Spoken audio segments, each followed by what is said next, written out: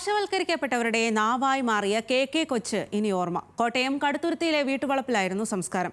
രാഷ്ട്രീയ, സാംസ്കാരിക, സാമുദായിക രംഗങ്ങളിലെ നിരവധി പ്രമുഖർ കെ കൊച്ചിന് അന്തിമോപചാരം അർപ്പിച്ചു.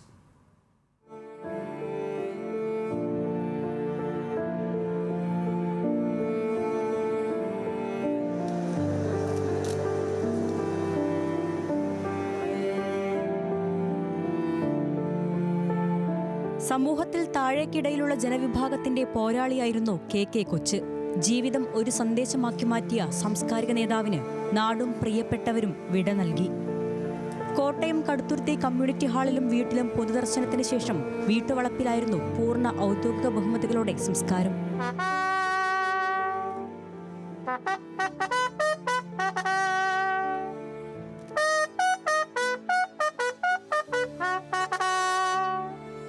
പ്രതിപക്ഷ നേതാവ്, CPM സംസ്ഥാന സെക്രട്ടറി ഉൾപ്പെടെയുള്ള രാഷ്ട്രീയ, സാംസ്കാരിക, സാമുദായിക രംഗങ്ങളിലെ നിരവധി പ്രമുഖർ കെ കൊച്ചിന് അന്തിമോപചാരം അർപ്പിച്ചു. അർബുദ രോഗത്തെ തുടർന്ന് ചികിത്സയിൽ കഴിയവേ കോട്ടയം മെഡിക്കൽ കോളേജ് ആശുപത്രിയിലായിരുന്നു അന്ത്യം. 76 വയസ്സായിരുന്നു. ദളിതൻ എന്ന അദ്ദേഹത്തിന്റെ ആത്മകഥ സമകാലിക കേരളം ഏറെ ചർച്ച ചെയ്തു.